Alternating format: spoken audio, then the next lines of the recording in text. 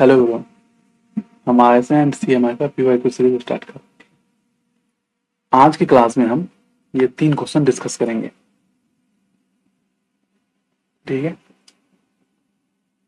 पहला क्वेश्चन क्या कह रहा है, let F be a real value continuous function on 0,2 close interval है which is differentiable at every point except possibly at x equal to 1। ठीक। Suppose that limit लेने पे 2013 आ रहा है, then F is differentiable at X. At X मतलब X क्या है, एक्स की वैल्यू क्या है, 1। हमें इस पे चेक करना है एफ इज डिफरेंशिएबल है। अब क्या कह रखा है कि डिफरेंशिएबल एवरीवेयर है, every point except possibly X equal to 1। चलिए इसको हम कैसे, अब इस क्वेश्चन को देख करके सोचते क्या हो। हुँ? पहले क्वेश्चन का आंसर, आप सबसे पहले क्वेश्चन देखते हैं तो क्या सोच रहे हो आप इसके बारे में, पहले ये बताओ।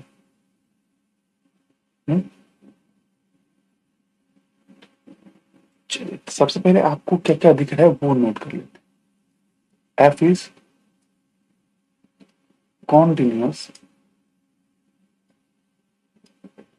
कॉन्टिन्यूअस इंटरवल 0 से 2 है। ठीक। पहला पॉइंट हमारा ये है। दूसरा पॉइंट क्या देख कर दे रखा है कि डिफरेंशिएबल एवरीवेयर है, differentiable everywhere, differentiable everywhere except possibly 1।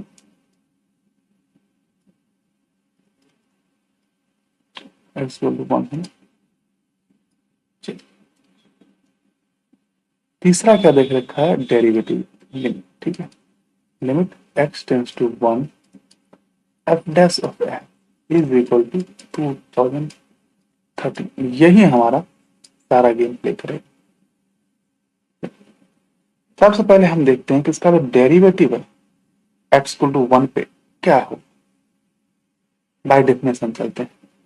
अगर हम डेरिवेटिव ले एफ डैश ऑफ 1 तो बाय डेफिनेशन चलना है।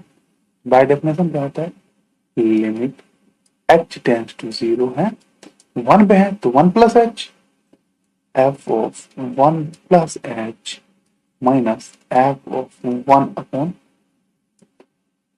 एच। ठीक है, ठीक है, ये समझ आएगा। ये तो डेफिनेशन है डिफरेंशिएबल का। अब हम क्या करेंगे, हम यहाँ पर यूज करेंगे मीन वैल्यू थ्योरम, जिसे हम एमवीटी कहते हैं। हम यहाँ पे क्या यूज करेंगे, मीन वैल्यू थ्योरम। अब मीन वैल्यू थ्योरम यहाँ पर हम क्यों यूज करना चाहते हैं, क्योंकि हमें क्या करना है, हम अगर कुछ ऐसा निकालें कि यहाँ पर डेरिवेटिव, सॉरी यहाँ पर डिफरेंशिएबल जो था ये है। ठीक है, तो अगर हम देख रहे हो 1 प्लस एक्स है 1 है। ठीक?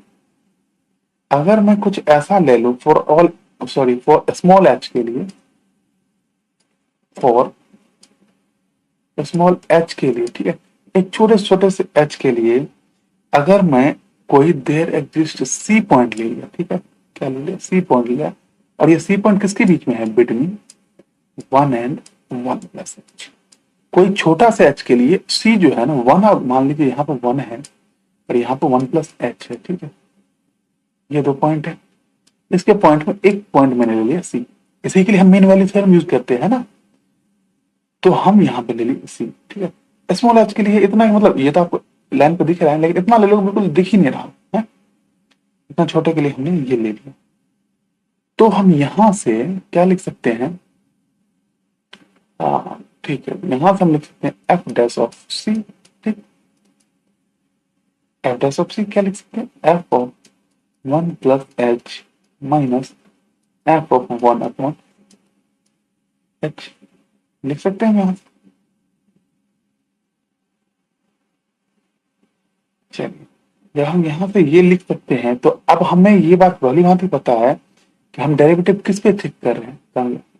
एक्स इक्वल टू 1 ऊपर हमने देखा था, एक्स इक्वल टू 1 पे चेक कर रहे थे, और यहाँ पे एच जो था वो लिमिट एच टेंड्स टू 0 था। तो एज अगर एच 0 की तरफ चल रहा है, एच अगर 0 की तरफ जाएगा तो वन प्लस एच किसके तरफ चला जाए?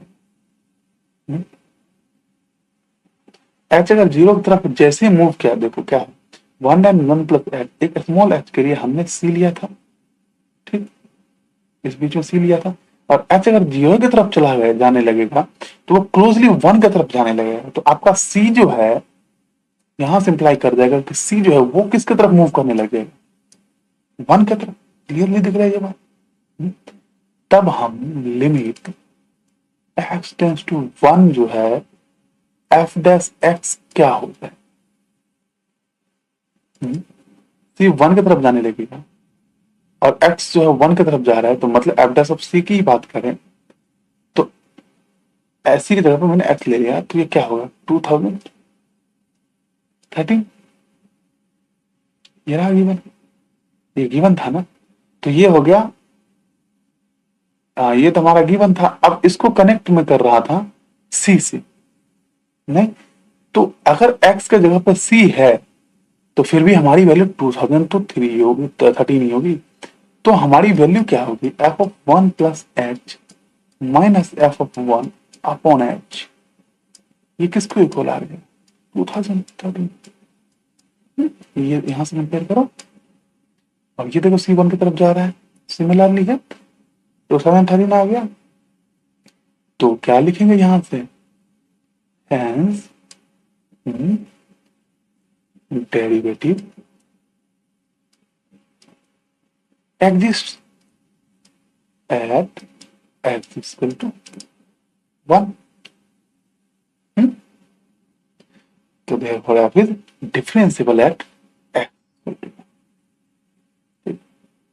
Therefore f is differentiable at x is equal to, चलिए हमें यही शो करना था, हमें यही शो कर दिया।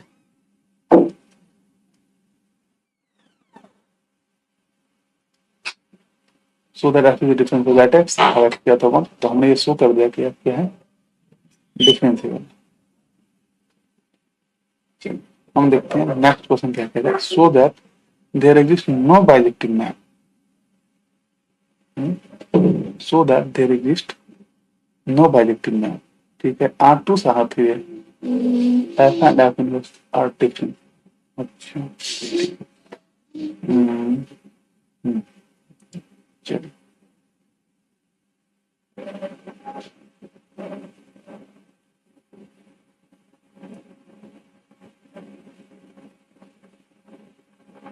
given, so that there exists no bijective map ना, F and F inverse are differentiable, ठीक है, गिवन क्या है हमारा, सेकंड का है, सेकंड क्वेश्चन गिवन है हमारा F and F inverse are differentiable, ये दोनों क्या है, डिफरेंशिएबल है, और F कहां से कहां तक है, F है हमारा R2 से R3, ठीक है, तो गिवन है F जो है सच दैट R2 से R3, ठीक है, और ये डिफरेंशिएबल है, तो F इनवर्स जो है वो कहां से कहां होगा, R3 से R, मैं F इनवर्स को डिनोट कर देता हूँ G से, ठीक है, हम इसको दो मेथड से भी देख सकते हैं, दोनों मेथड कौन कौन सा होगा वो सोचिए। पहला, जिन्होंने अगर एमएससी कर रखा है, ठीक, उनके लिए तो ये है, अगर पीएचडी में आप पेपर दे रहे हो तो उनके लिए तो ये सिंपल सा तरीका है कि आप इसमें अप्लाई कर सकते हो, टोपोलॉजी, जनरलाइज टोपोलॉजी, अगर सॉरी टोपोलॉजिकल डायनामिक अगर आप पढ़े होगे, या फिर जनरल टोपोलॉजी में भी है, ठीक है, तो उसमें क्या होता है, उसमें हम जब बात करते हैं होम्योमॉर्फिज्म की, F such that R M to R M, ठीक है, तो जब हम होम्योमॉर्फिज्म की बात करते हैं और वही फंक्शन अगर डिफरेंशिएबल होता है और इनवर्स भी डिफरेंशिएबल होता है, तो वही फंक्शन हो जाता है, उसका नाम जो है कुछ अलग लिख देते हैं, क्या लिख देते हैं, डिफ्रोमॉर्फिक, होम्योमॉर्फिक और डिफरेंशिएबल है डिफ्रोमॉर्फिक, डिफिमॉर्फिज्म सिंपल है, इसको हम कह देते हैं। लेकिन मेन जो रूल है, क्लू है, ये है कि वहां पे हम inverse function theorem, linear transformation सबकी प्रॉपर्टी यूज करके एक रिजल्ट बनाया गया है कि अगर m is equal to n होता है ना, m और इक्वल टू n होता है, तब जाके बाइजेक्टिव जो होता है वो एग्जिस्ट करता है, और नहीं होता है तो नहीं एग्जिस्ट करता। तो यहाँ पे m और n जो है क्या है हमारा 2 और 3, तो ये m इक्वल टू क्या है 2 और n इक्वल टू क्या है 3, तो ये 2 इज नॉट इक्वल टू 3। यहां से भी क्लियर कह सकते हो आप कि बाइजेक्टिव एग्जिस्ट नहीं करेगा। लेकिन हम बेसिक मेथड से चलते हैं, ठीक है, जो हम ग्रेजुएशन में लेवल पर रखे हैं डिफरेंशियल वगैरह, उसका अगर हम यूज करें उसके थ्रू हम क्या कर सकते हैं वो देखते हैं। हमने इसको एफ माना, इसको हमने जी माना, ठीक है। सबसे पहले हम कंपोजिशन ले लेते हैं। सबसे पहला कंपोजिशन ले रहे हैं हम जी और एफ ऑफ एक्स। तो एफ जो है R2 से R3 और R3 से R2, तो क्या चला गया R2 से R2 चला गया मैपिंग है। तो ये मैपिंग होगी आपकी R2 से R2, ठीक है। और हम सच दैट इसको हम डिफाइन कर रहे हैं ऐसे कि F of X is equal to F, ठीक है। अब हम दोनों तरफ क्या करेंगे, डेरिवेटिव ले लेते हैं। तो डेरिवेटिव लेंगे तो ये होगा D G into F of x, और उसके बाद फिर अंदर का डेरिवेटिव, अंदर वाला क्या होगा तो डी एफ ऑफ एक्स, और ये हो गया आइडेंटिटी। आइडेंटिटी कौन सी आएगी, R2 से R2 आएगी, 2 क्रॉस 2 वाली आएगी। तो जब ये आइडेंटिटी 2 क्रॉस 2 वाली आई, तो सिमिलरली अगर आप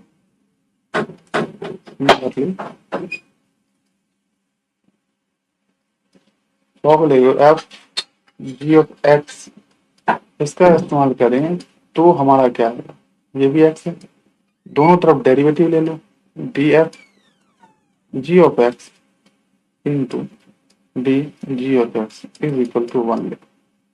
ये आएगा कहां से, तो जी जो है वो है R3 से R2 और एफ है फिर R2 से R3, तो ये है R3 से R3, तो ये हो गई हमारी 3+3। देखो अब कॉन्ट्राडिक्शन कैसे आ रहा है वो देखो। मान लो बाइजेक्टिव नहीं एग्जिस्ट कराना, हाँ वो देखना है ना। तो अब सिंपल से कॉन्ट्राडिक्शन देखो कहां से आ रहा है। अगर हम उसकी बात करें लीनियर ट्रांसफॉर्मेशन, वहां पे R2 से R3 है ना, एफ जो है R2 से R3 है, ठीक। जो मैट्रिक्स हमारी होगी 3×2 की मैट्रिक्स होगी। तो जब 3×2 की मैट्रिक्स होती है उसकी हम रैंक देखते हैं, तो रैंक क्या होती है, मिनिमम और 3,2, और मिनिमम क्या है 2। अगर हम ये लिया तो यहां पे रैंक इसकी कितनी होगी आइडेंटिटी 3, और इसकी रैंक कितनी है आपकी, मिनिमम है ना 3 2 में से 2, और यहां पर हो गई 3, तो आगे कॉन्ट्राडिक्शन।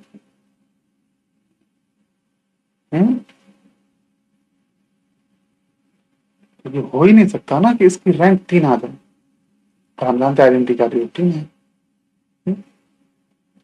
तो हम क्या लिखेंगे, नो सच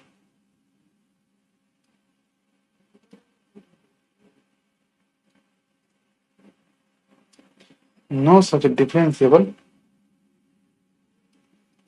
बाइजेक्शन कैन, ठीक है। ये है मेरा, हमें यही दिखाना रहेगा,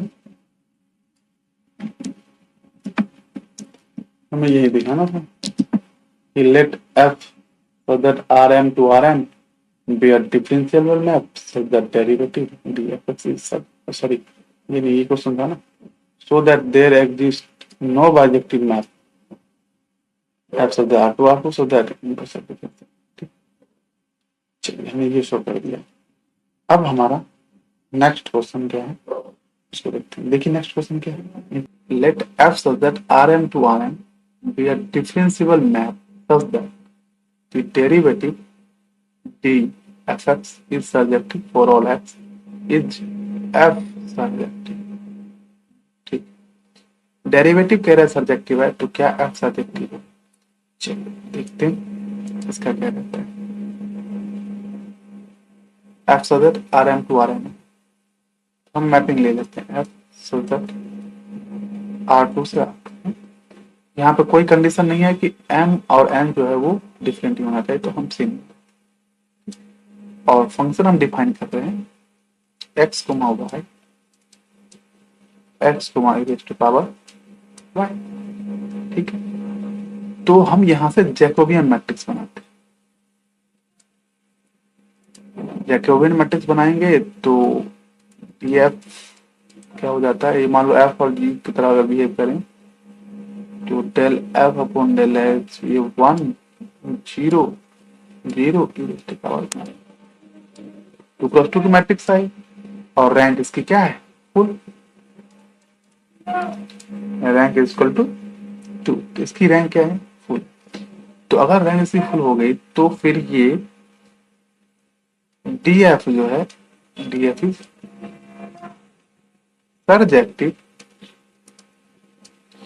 फॉर ऑल x।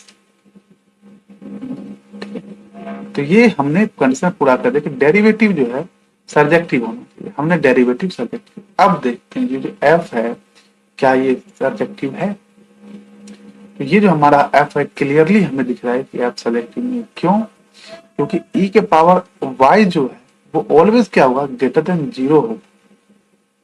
तो ये जो सेकंड वाली कोऑर्डिनेट है हमारा, ये e पावर i जो y जो है वो ऑलवेज ग्रेटर देन 0 होगी, तो इसमें नेगेटिव वैल्यू तो आ ही नहीं रही। तो नेगेटिव वैल्यू नहीं आ रही तो सर्जेक्टिव तो नहीं होगा, तो f इज नॉट सर्जेक्टिव। अब वैसे भी या इससे आगे की चीज हमने ये समझ सकते हैं, क्वेश्चन को ऐसे भी पूछ सकता था कि df जो होती है ना, अगर ये सर्जेक्टिव है तो इसका मतलब क्या है, लोकली हुआ।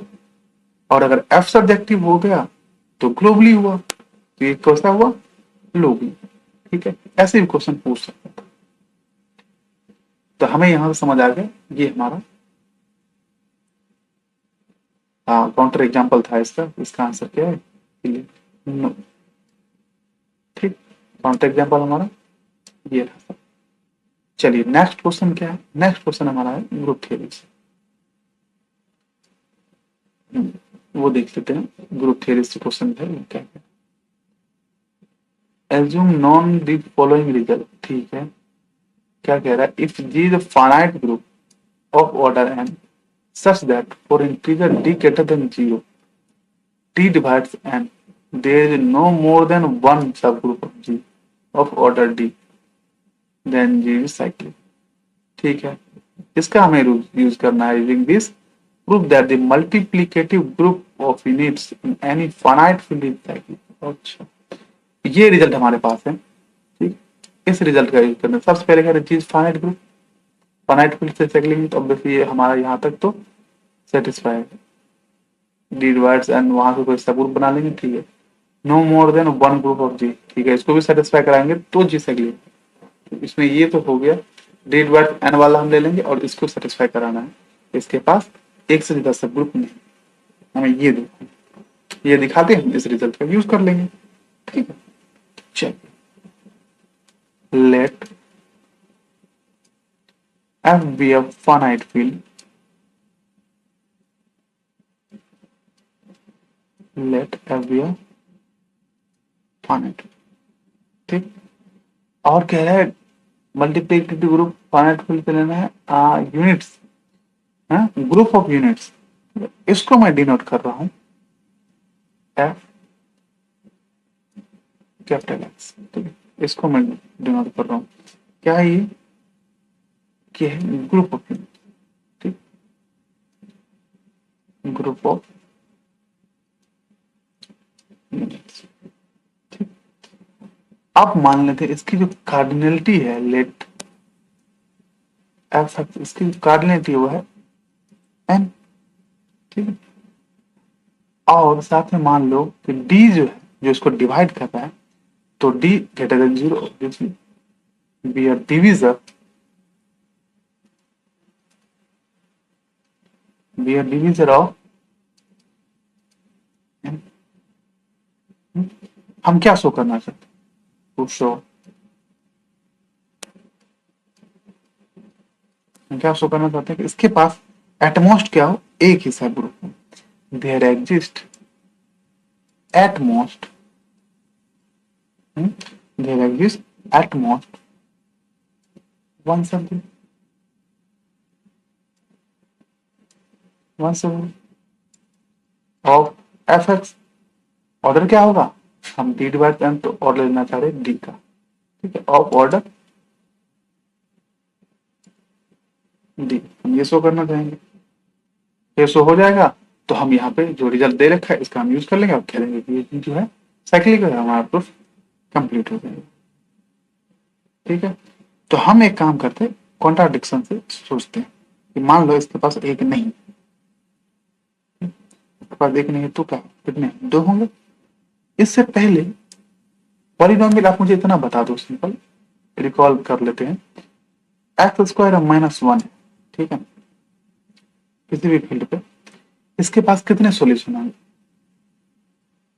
डिग्री दो है, दो solution, correct, x power n minus one के पास एन सॉल्यूशन, ये हम जानते हैं, जानते हैं। चलो इसी का इस्तेमाल होने वाला है, तो हमने रिकॉल कर लिया कि ये हम जानते हैं। हम मान लेते हैं कि इसके पास दो डिफरेंट सब ग्रुप है, एक नहीं। Suppose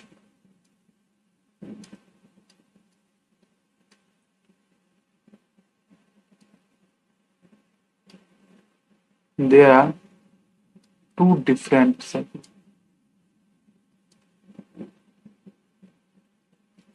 two different subgroups,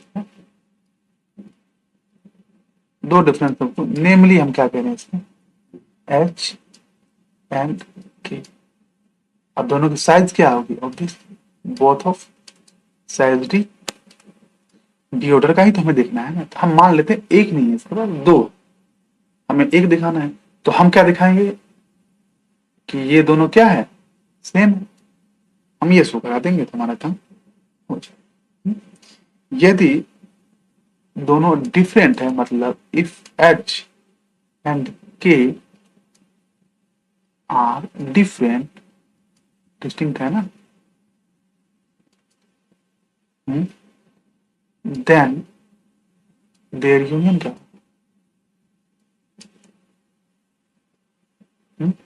then there union H union K must contain, must contain more than d element,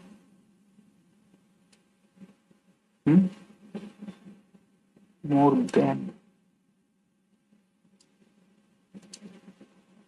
than d elements.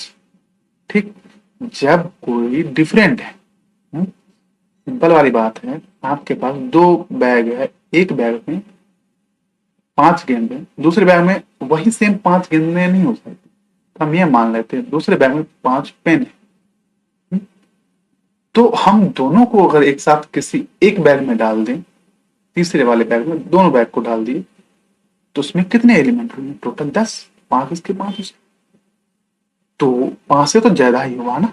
अब कितने हैं उसके बारे में नहीं पता, लेकिन 20 से तो ज्यादा है, यहां तक तो क्लियर है। अब हम ये बात जानते हैं कि एच और के के पास साइज डी का एलिमेंट है पॉलिनोमियल के अकॉर्डिंग, पॉलिनोमियल के अकॉर्डिंग, एक चीज और ग्रुप थियरी के अकॉर्डिंग लैग्रांज हम यूज करते हैं, तो अगर कोई डी डिवाइड कर रहा है एन को, तो कोई एलिमेंट एक्स मिलेगा ही मिलेगा जिसके पावर डी करने पे आइडेंटिटी आए, ये हम जानते हैं, क्लियर, ये हम जानते हैं, इसको लिखने की ज्यादा जरूरत है नहीं। अगर कोई सब ग्रुप का ऑर्डर किसी ग्रुप के ऑर्डर को डिवाइड करता है, तो कोई एलिमेंट अगर हम लें उसमें, तो उसका पावर करने पे वो जो डी है उसके इक्वल वन आ जाती है, आइडेंटिटी आती है, ये हम जानते हैं। ठीक है, तो एच और के इसके पास कितने ऑर्डर के ग्रुप, डी, तो इनके पास इक्वेशन कौन सा होगा, एक्स की power d minus one equal to 0। इन दोनों के पास H और K के पास ऐसा एक X तो जरूर होगा जो इस इक्वेशन को सेटिस्फाई करता हो, मतलब इसको सेटिस्फाई करता हो, पक्का। तो ग्रुप थ्योरी रूल रूल है, ये तो बेसिक रूल हम जानते हैं। अब देखो हमारे पास एलिमेंट कितना था, डी से ज्यादा एलिमेंट था। अब हमारे पास यहां से आ गया कि डी से ज्यादा एलिमेंट आपके पास है, लेकिन हम जानते हैं कि पॉलिनोमियल के रूल के अकॉर्डिंग कितने रूट हो सकते हैं, b solution, at most b solution, इससे ज्यादा तो नहीं होगा। लेकिन यहां कह रहा है कि नहीं, एक्स से ज्यादा मतलब डी से ज्यादा है, यहां कह रहा है डी से ज्यादा नहीं है, तो कॉन्ट्राडिक्शन। इसका क्या मतलब हुआ, ज्यादा तो हो नहीं सकता, तो एच और के क्या है, सेम। लिख सकते हैं आप, since we can not have d plus one solution to a degree d equation, it is impossible to have to. लिख ही देता हूं मैं, यहां लिख देता हूं मैं, ठीक है। Since we can not have d plus one नहीं लिख के आर लिख देता हूं, ठीक है। आर मतलब वन भी हो सकता है, टू कुछ भी हो, लेकिन डी से बड़ी वैल्यू गई है, ठीक है। D plus r solution to a degree D,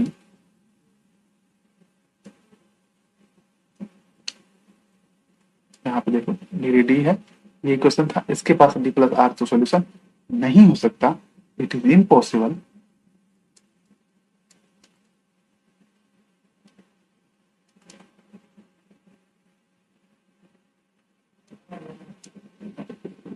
impossible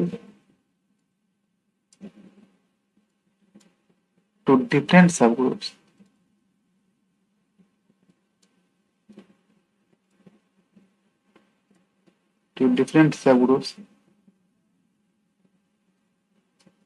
of the same charity,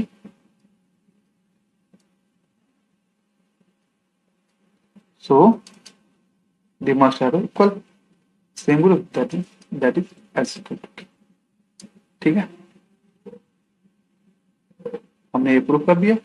अब जब ये एटमोस्ट क्या हुआ, हमारा जो कंडीशन था वो फुलफिल हो गया, there is at most one subgroup of order D, देख लिया हमने कि एक से ज्यादा नहीं है।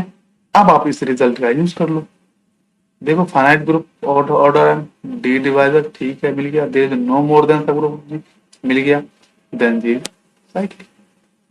तो हेंस मैं क्या दिखाना आपको, मल्टीपल फील्ड साइक्लिक, तो ऑब्वियसली हो गया साइकिल इस रिजल्ट को यूज करके। चलिए मिलते हैं नेक्स्ट वीडियो में, तब तक के लिए धन्यवाद। लाइक शेयर एंड सब्सक्राइब जरूर कर लीजिए, ठीक है। ऐसे बने रहिए, CMI का पूरे 10 साल के PYQ सॉल्यूशन डाल दिया।